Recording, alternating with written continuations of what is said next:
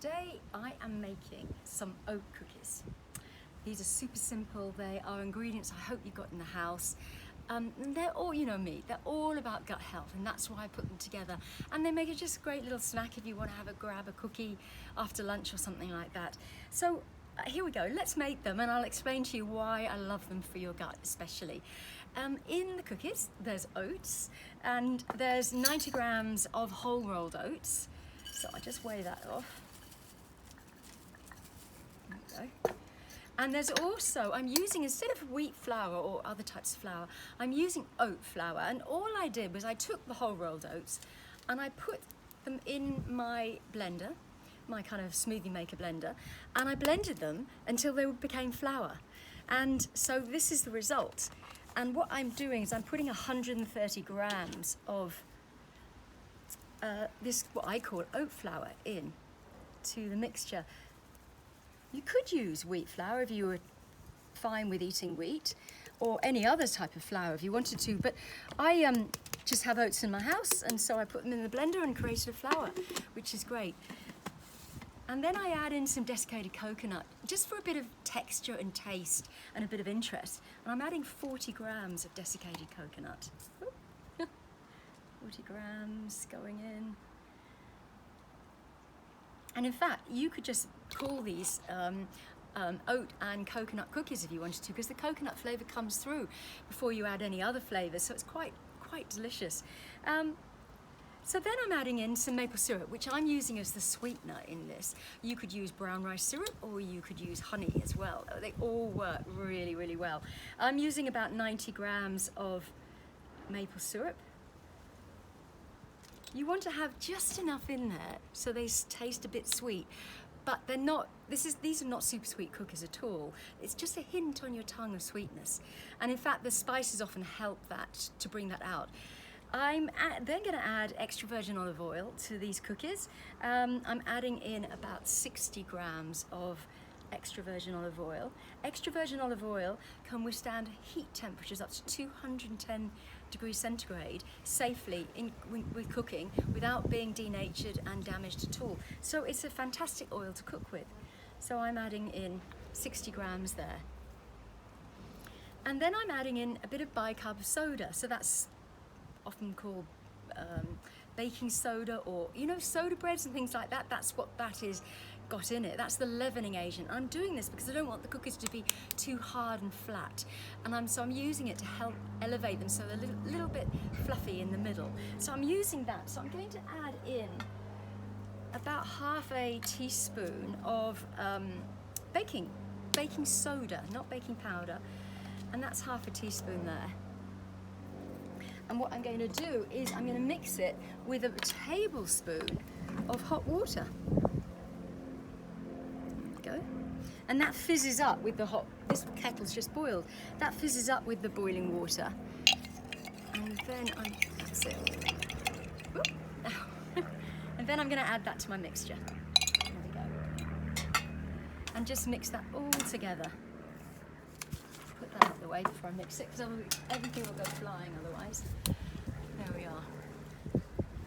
Now, it's a very forgiving recipe. If you kind of under or overdo something, it'll still work. The main thing is that it all sticks together and forms like a cookie dough. That's the main thing. So let's mix that together and see that it does do just that. Now let's go back to oats. Oats are incredible in the gut, and this is why. Because they form soluble and insoluble fibre in the gut.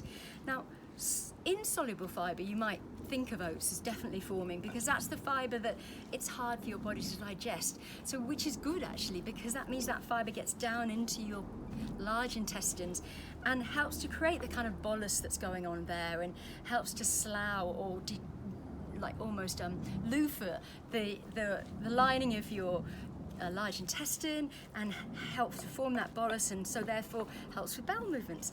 But the soluble fibre, if ever you've cooked up oats and made porridge and it goes a bit gloopy, that's what I'm talking about. That's the soluble fibre. It's a little bit gloopy, a little bit gluey like, and that's a different type of fibre, but that's equally loved by your microbes, in your good beneficial microbes in your gut. And you actually want both fibres, and oats have them, which is why oats are so associated with so many great health states. lots of research saying, you know, oats are fantastic for lowering blood sugar levels. They are. Oats are fantastic to help with cardiovascular disease or help prevent cardiovascular disease. They are. Help to lower cholesterol. They are. But it's much to do with actually the action, what's going on in the gut initially. Now here we go. I've got a sticky mass of cookie dough here, and what I'm actually going to do, you could totally stop there. You could add, if you haven't added some honey, you could add a little bit of honey instead of maple syrup. The honey actually makes the cookies go a bit golden in the oven. But what I'm doing is I'm adding a bit of ginger powder, because I like ginger powder a lot. I like it in the gut. I like its health benefits as well. I'm adding 4 tablespoons of ginger powder. I'm not skimping. If I'm going to bother adding a flavour in to these cookies, I'm making sure I'm going to really taste them when they've cooked. So 4 good teaspoons of ginger powder I'm putting in. And ginger is fantastic. Fantastic in your gut, helping your digestion. It's like a digestive aid. But also, the ginger is also great for things like linings, mucus linings, like the lining of your lungs. And actually, in fact, ginger powder has been shown to be quite supportive to people or help with the symptoms of things like asthma. Now, here's the sticky part. I'm going to make up the cookies now. Now, if you don't like getting your hands messy, then you're not going to enjoy making this, because I don't think there's any way around it. You've got to get your hands messy. So let's have, oh, that's going to fly off before I'm ready. Let's get this. You can make these cookies any size you like, but I think the best size is roughly this size, which I call about a heaped tablespoon. And what you're doing in your hands is you're kind of squidging it together and then flattening it out like a cookie. Let me do that again and I'll show you. So that's about a heaped tablespoon there. Squidging it together and then flattening it out. There we go. Now these cookies will cook in an oven set at 200 degrees centigrade, and they'll cook for about, if it's a fan-forced oven, probably only about 10 minutes and they'll be ready. If it's not a fan-forced, probably about 13 or 14 minutes at 200 degrees centigrade. And then they go a bit golden. And that's a good sign. You want them to be a bit golden. They'll be more golden if you've added honey, which is interesting. I'm not sure why honey makes them more golden than maple syrup, but it does. So they'll go a bit golden, and they're really soft when they first come out of the oven. So be careful. Don't touch them. Let them go completely cold before you eat them. I will show you some in a minute that I have pre-made, and I love that. Oh, here's one I made earlier. So let me just clean up my hands a second and I'll show you. Oh, and these make about 10 cookies of that size, but you could make little baby ones as well. They all work. Anyway, here we go. These are some that I made earlier just to check the recipe. And you see how they go a golden colour when they're baked? And they're completely hard and crispy now, but they're a little bit soft in the middle because of the baking soda, and they're delicious. Fantastic. And I hope you're going to enjoy them.